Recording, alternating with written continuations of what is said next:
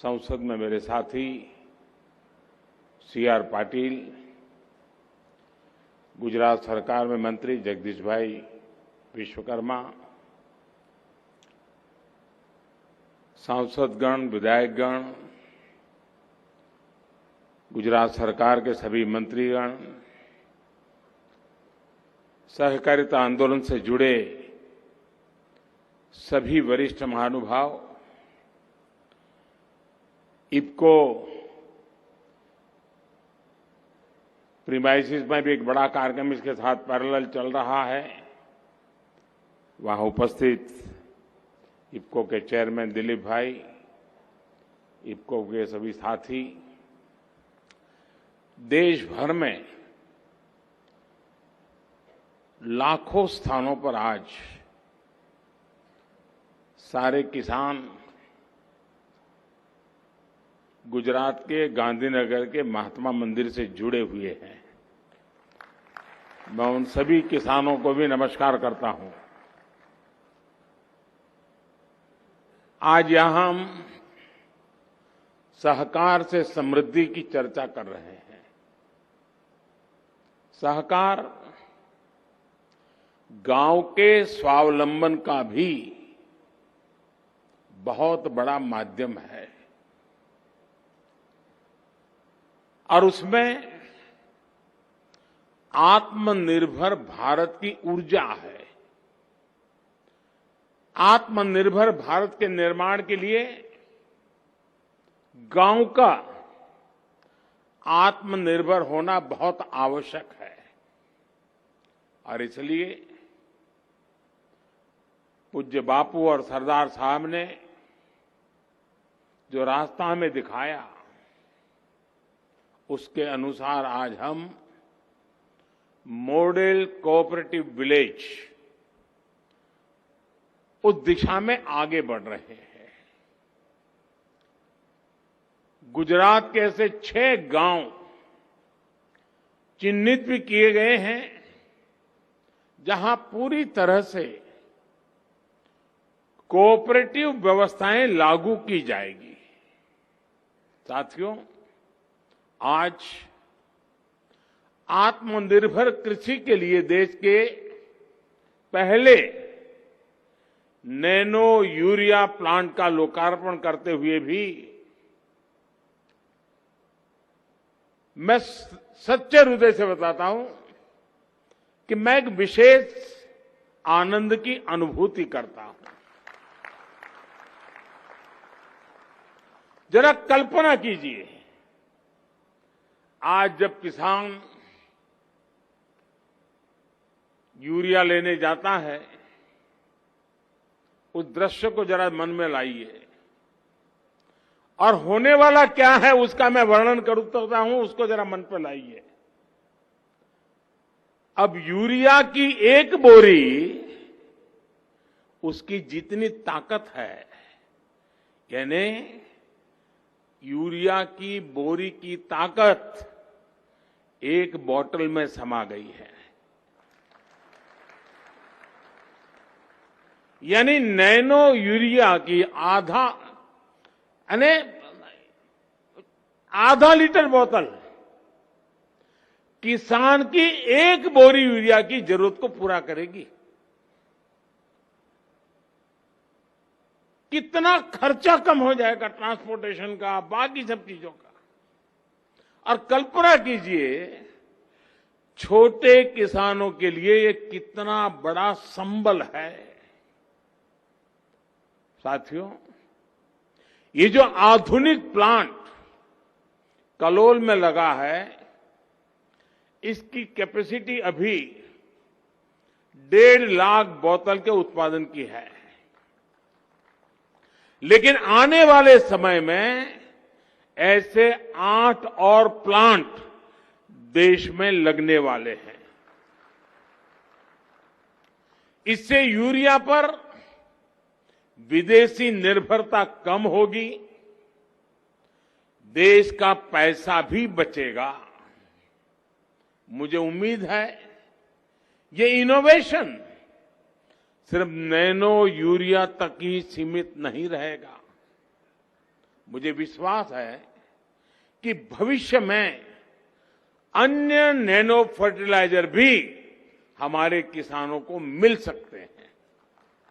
हमारे वैज्ञानिक उस पर आज काम कर भी रहे हैं। साथियों, फर्टिलाइजर में इस नैनो टेक्नोलॉजी में आत्मनिर्भरता की तरफ जो कदम हमने रखा है वो कितना महत्वपूर्ण है, ये मैं चाहूंगा हर देशवासी ने समझना चाहिए। भारत में फर्टिलाइजर के मामले में दुनिया का दूसरा सबसे बड़ा कंज्यूमर है, लेकिन उत्पादन के मामले में हम तीसरे नंबर पे हैं।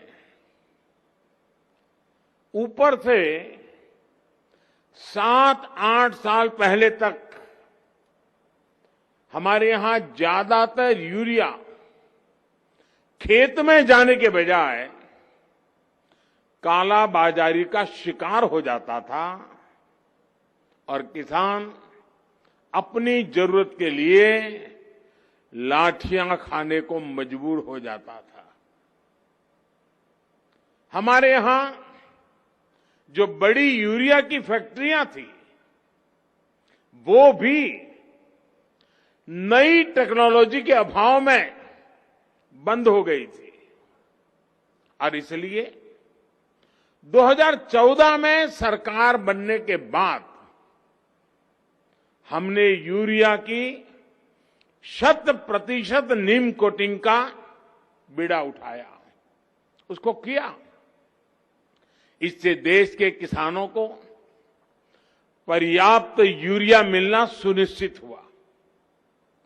साथ ही हमने उत्तर प्रदेश, बिहार, झारखंड, उड़ीसा और तेलंगाना, वहां जो 5 बंद पड़े खाद के कारखाने थे, उन बंद पड़े हुए खाद के कारखानों को फिर चालू करने का काम शुरू किया और उसमें यूपी और तेलंगाना की फैक्ट्रियां चालू भी हो चुकी है, उत्पादन हो रहा है और बाकी 3 भी बहुत ही जल्द अपना काम करना शुरू कर देगी।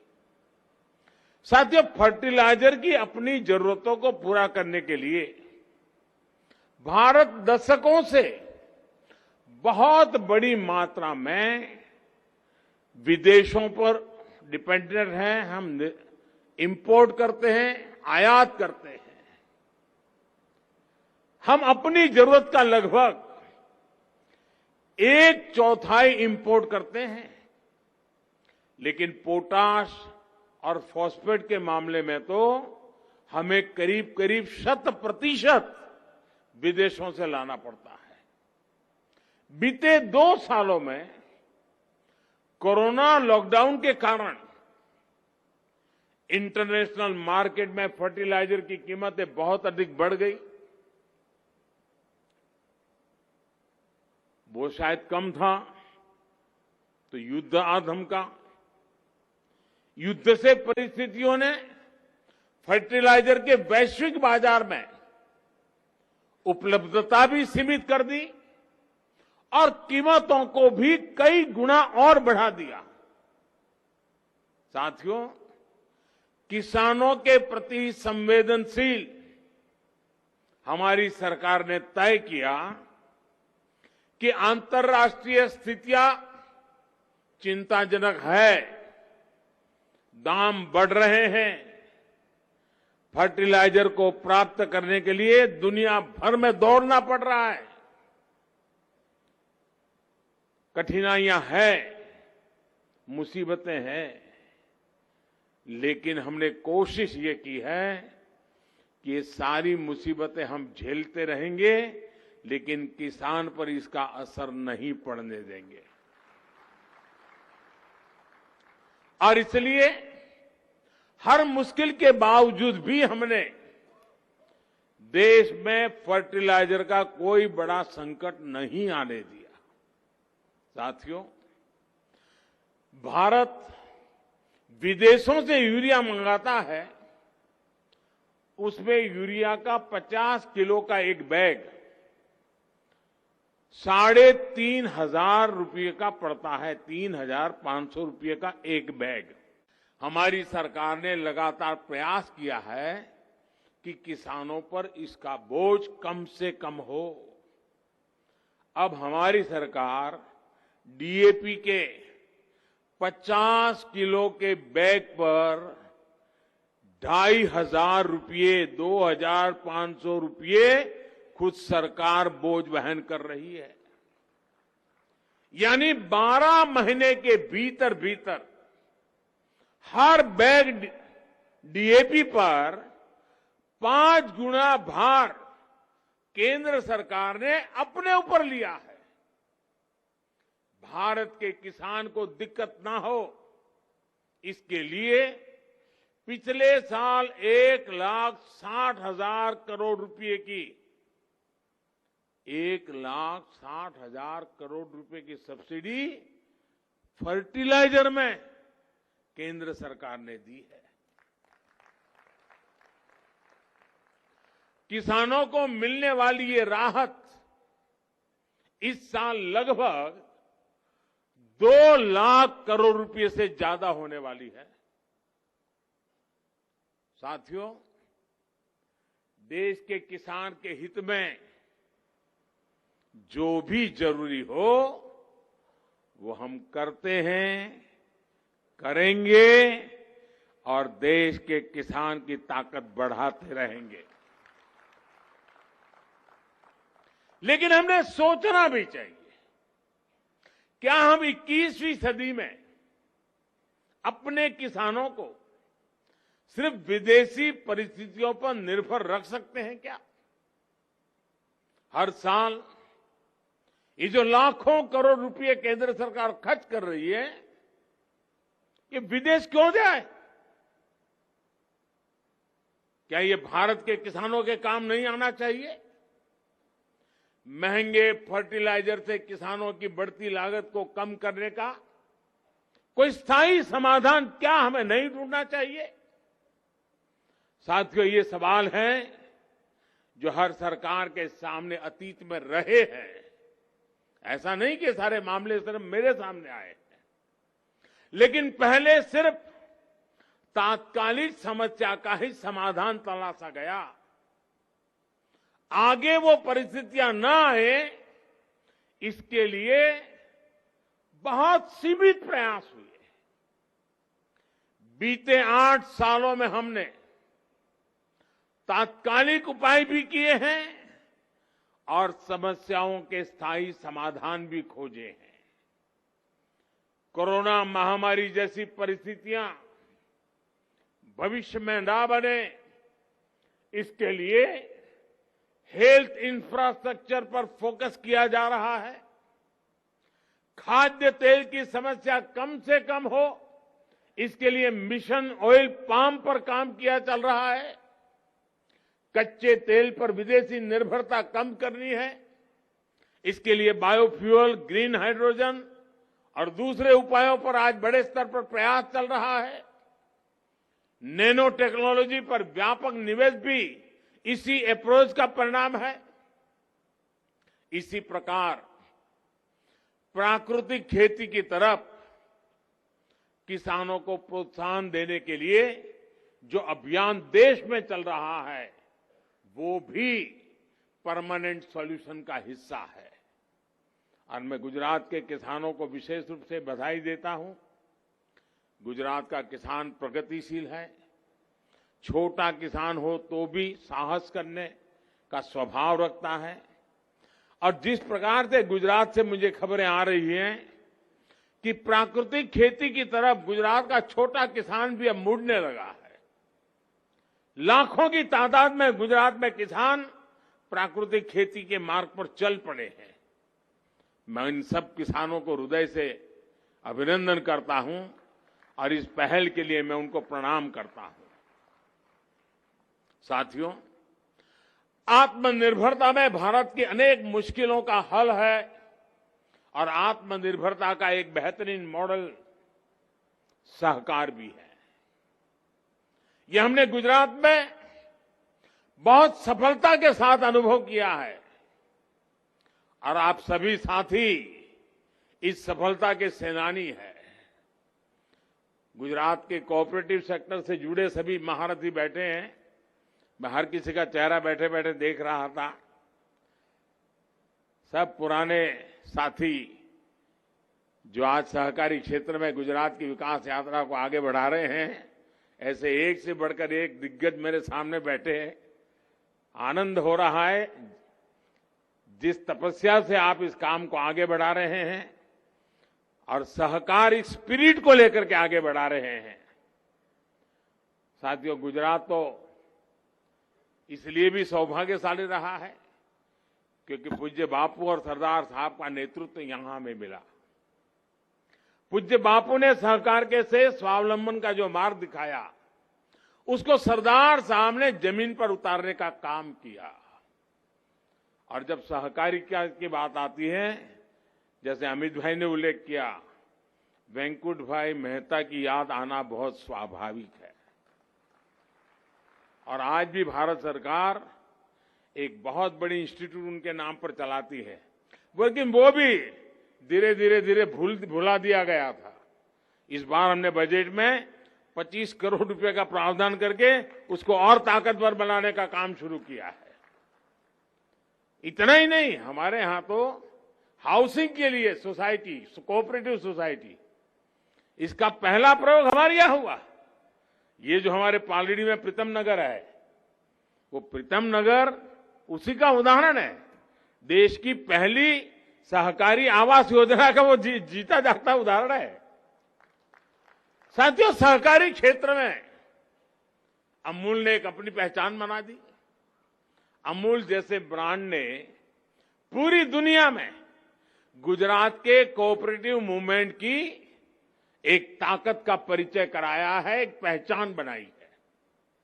गुजरात में डेयरी, चीनी और बैंकिंग सहकारी आंदोलन के सफलता का उदाहरण है।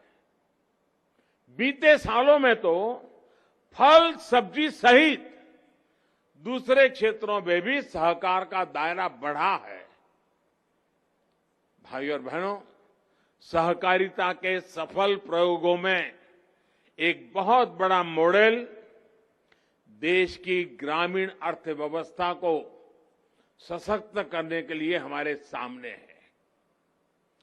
डेयरी सेक्टर के कोऑपरेटिव मॉडल का उदाहरण हमारे सामने है। आज भारत दुनिया का सबसे बड़ा दूध उत्पादक है, जिसमें गुजरात की बहुत बड़ी हिस्सेदारी है। बीते सालों में डेयरी सेक्टर तेजी से बढ़ भी रहा है और ग्रामीण अर्थव्यवस्था में ज्यादा कंट्रीब्यूट भी कर रहा है। आज भारत एक साल में लगभग 8 लाख करोड़ रुपए का दूध उत्पादन करता है। 8 लाख करोड़ रुपए का दूध, और प्रमुखतया ये कारोबार ज्यादातर हमारी माताएं बहनें संभालती हैं। उसकी दूसरी तरफ जरा देखिए, गेहूं और धान का बाजार अगर हम मिलाकर के देखें तो वो दूध उत्पादन से भी कम है। यानी दूध अगर 8 लाख करोड़ का है तो गेहूं और धान का टोटल उससे भी कम है। आप देखिए दूध उत्पादन में हमारे देश ने कितनी बड़ी ताकत खड़ी की है। इसी तरह हम पशुपालन के पूरे सेक्टर को देखें तो ये 9.5 लाख करोड़ रुपए से अधिक का है। ये भारत के छोटे किसानों, भूमिहीन श्रमिकों के लिए बहुत बड़ा संबल है। साथियों, बीते दशकों में गुजरात में अगर गांवों में अधिक समृद्धि देखने को मिली है तो उसका एक बहुत बड़ा कारण डेयरी सेक्टर से जुड़े कोऑपरेटिव्स रहे हैं। और आपको हैरानी होगी, अगर हम कुछ भी कोई चीज याद कराते हैं तो किसी को लगता है कि हम किसी की आलोचना करते हैं। आलोचना नहीं करते हैं। लेकिन कभी कोई चीज को याद इसलिए करना होता है कि पहले क्या होता था। हमारे देश में, हमारे गुजरात में, कच्छ सौराष्ट्र में डेयरी करना, डेयरी का निर्माण करना, इस पर रोक लगाने के प्रावधान किए गए थे। यानी एक प्रकार से इलीगल एक्टिविटी में डाल दिया गया था। जब मैं यहां था तो हमने कहा भाई ये अमूल बढ़ रहा है तो कच्छ की डेयरी भी बढ़ सकती है, अमरेली की डेयरी भी बढ़ सकती है, हम रोक कर क्यों बैठे हैं। और आज गुजरात में चारों दिशा में डेयरी का क्षेत्र बहुत ताकत के साथ खड़ा हो गया। गुजरात में भी दूध आधारित उद्योगों का व्यापक प्रसार इसलिए हुआ क्योंकि इसमें सरकार की तरफ से पाबंदियां कम से कम रही। सरकार जितना बच करके रहे बचने की कोशिश की और सहकारी क्षेत्रों को फलने फूलने की पूरी आजादी दी। सरकार यहां सिर्फ एक फैसिलिटेटर की भूमिका निभाती है, बाकी का काम या तो आप जैसे सारे हमारे सहकारी का क्षेत्र को समर्पित सारे हमारे साथी कर रहे हैं, या तो हमारे किसान भाई बहन कर रहे हैं। दूध उत्पादक और दूध का व्यवसाय करने वाला प्राइवेट और कोऑपरेटिव सेक्टर दोनों एक दूसरे से जुड़े हैं और एक बेहतरीन सप्लाई और वैल्यू चेन उन्होंने खड़ी की है। साथियों, सबसे बड़ी बात, डेयरी सेक्टर में सबसे अधिक हमारे छोटे किसान हैं और जैसा मैंने पहले कहा, हमारी माताएं बहनें इस काम को संभालती हैं। गुजरात में लगभग 70 लाख बहनें आज इस मूवमेंट का हिस्सा है। 70 लाख बहनें ने 50 लाख से अधिक परिवार होंगे ही होंगे जी। 5,500 से अधिक मिल्क कोऑपरेटिव सोसाइटी आज गुजरात में हमारी माताएं बहनें चला रही है। अमूल जैसे अंतर्राष्ट्रीय ब्रांड को बनाने में भी गुजरात की हमारी बहनों की बहुत बड़ी भूमिका है। एक प्रकार से सहकारिता ने गुजरात में महिला उद्यमिता को नए आयाम दिए हैं। हम लिज्जत पापड़ तो जानते ही हैं। आदिवासी क्षेत्र की गरीब माताओं बहनों से शुरू किया गया काम आज एक मल्टीनेशनल ब्रांड बन गया है।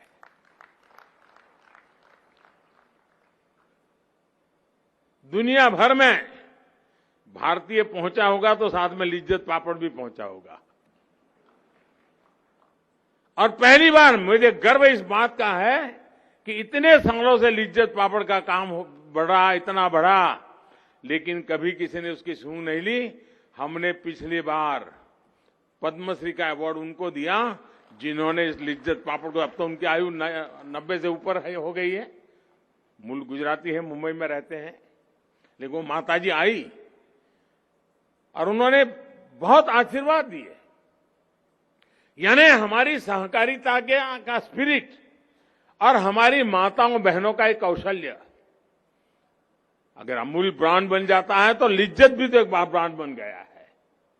हमारी बहनों बेटियों के मैनेजमेंट कौशल को अगर देखना है तो कोऑपरेटिव में हम स्पष्ट रूप से देख सकते हैं। साथियों, सबका साथ, सबका विकास, सबका विश्वास और सबका प्रयास, इस मंत्र पर हम चल रहे हैं। ये मंत्र अपने आप में सहकार की आत्मा ही है, सहकार की सीमाओं के अंदर ही है ये मंत्र। इसलिए सहकार की स्पिरिट को आजादी के अमृत काल की स्पिरिट से जोड़ने के लिए हम निरंतर आगे बढ़ रहे हैं।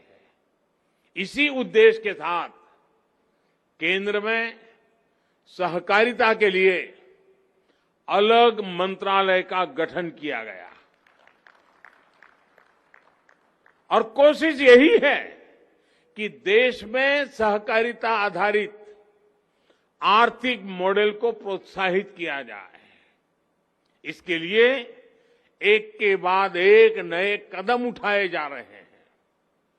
हमारा प्रयास है कि सहकारी समितियां को, संस्थानों को हम मार्केट में कॉम्पिटिटिव बनाएं, उनको बाकी मार्केट प्लेयर के साथ लेवल प्लेइंग फील्ड उपलब्ध कराएं।